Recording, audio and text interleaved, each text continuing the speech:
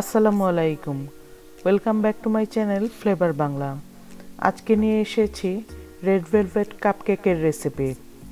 সহজভাবে red velvet cupcake তৈরি ও সাথে ক্রিম চিজ ফ্রস্টিং তৈরির রেসিপি সহ A to Z টিপস সহ আজকের এই রেসিপিটি আপনাদের জন্য।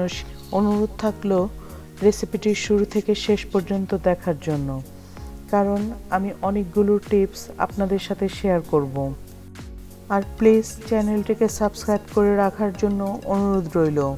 পাশে থাকা বেল আইকনটিতে ক্লিক করে নোটিফিকেশন বেলটি অন করে রাখারও অনুরোধ রইল।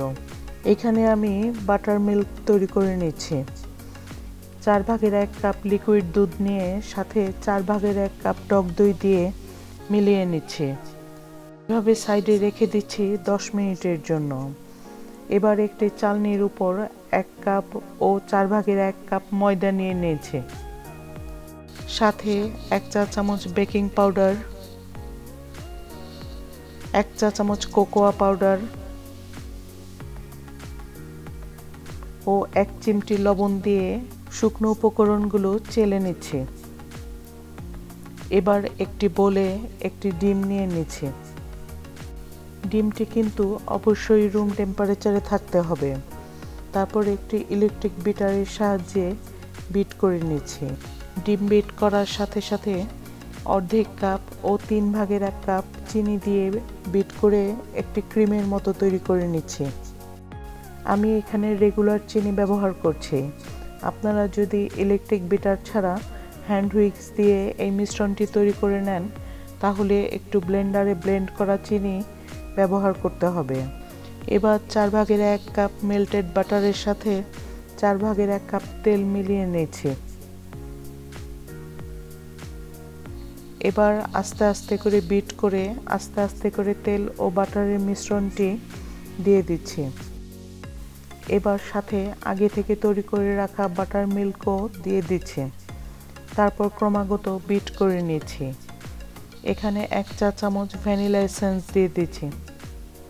তারপর এখানে রেড ফুড কালার অর্ধেক চা চামচ দিয়ে দিচ্ছি।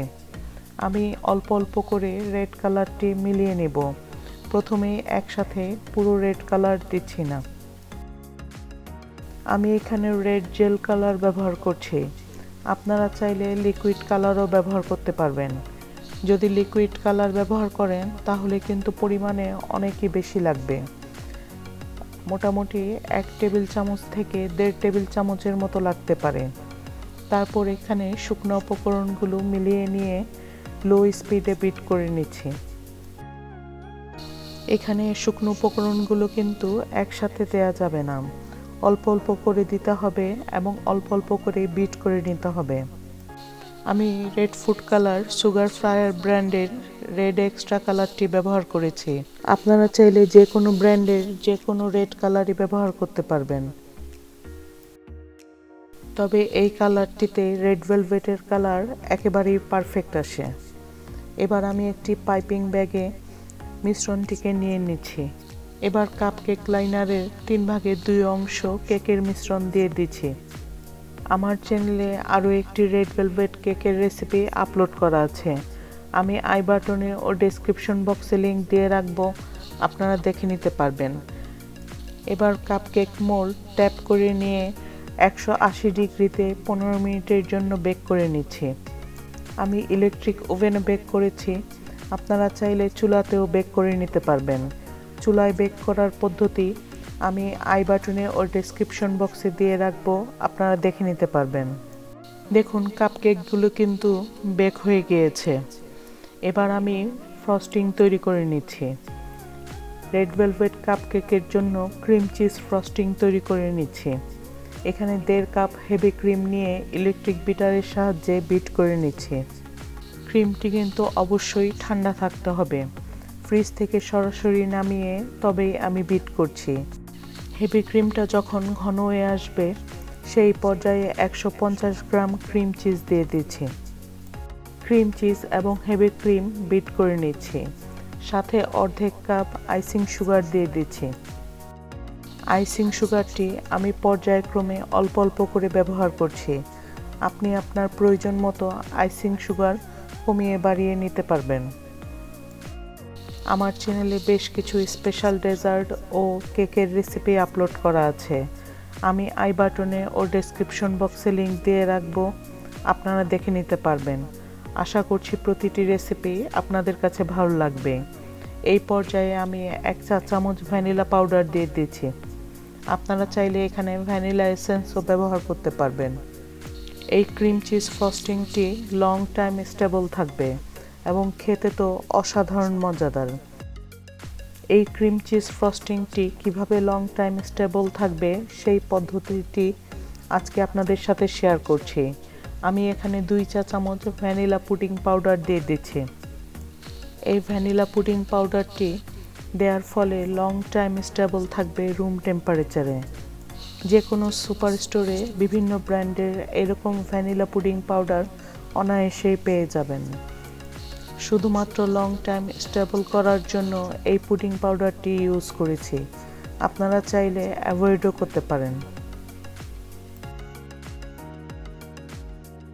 এবার ক্রিম চিজ ফ্রস্টিংটি পাইপিং ব্যাগে ভরে নিচ্ছি। আমার চ্যানেলে আরও একটি ক্রিম চিজ বাটার ক্রিমের রেসিপি আপলোড করা আছে। আমি আই বাটনে ও ডেসক্রিপশন বক্সে লিংক দিয়ে রাখবো, আপনারা দেখে নিতে পারবেন। আশা করছি সেই রেসিপিটিও আপনাদের কাছে ভালো লাগবে। এবার আমি কাপকেকগুলোর উপর সুগার সিরাপ ব্রাশ করে নিচ্ছি। আমি অফ স্ক্রিনে অর্ধেক কাপ পানিতে 1 টেবিল চামচ চিনি দিয়ে জাল করে ঠান্ডা করে নিয়ে তবেই সুগার সিরাপ তৈরি করে নিয়েছি।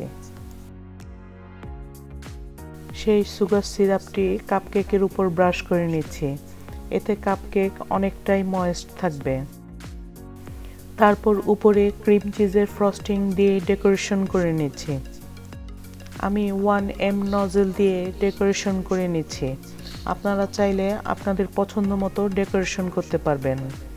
তারপর উপরে অল্প পরিমাণে স্প্রিঙ্কেলস ছড়িয়ে দিচ্ছি। আমার এই চ্যানেল থেকে ভ্যালেন্টাইন ডে উপলক্ষে বিভিন্ন ধরনের আকর্ষণীয় ডেজার্ট ও কেকের রেসিপি নিয়ে আসছি খুব শীঘ্রই। সবার কাছে অনুরোধ রইল চ্যানেলটিকে সাবস্ক্রাইব করে বেল আইকনটিতে ক্লিক করে রাখার জন্য, তাহলে নতুন রেসিপি আপলোড হওয়ার সাথে সাথেই আপনার কাছে নোটিফিকেশন পৌঁছে যাবে। এবার কাপকেকগুলোর সাথে ডেকোরেটিভ লাইনার সেট করে নিচ্ছি। আজকের রেসিপি আপনাদের কাছে কেমন লাগলো অনুরোধ থাকলো কমেন্ট বক্সে কমেন্ট করে জানানোর জন্য, এবং আপনারা কেমন রেসিপি দেখতে চান তাও আমাকে কমেন্ট বক্সে কমেন্ট করে জানাবেন। আপনাদের কমেন্ট আমাকে অনুপ্রাণিত করে নতুন রেসিপি তৈরি করতে।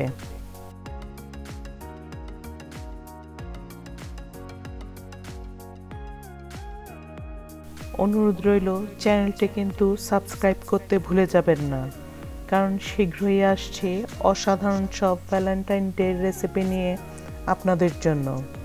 আজকের মতো এখানেই শেষ করছি। সবাই ভালো থাকবেন, সুস্থ থাকবেন।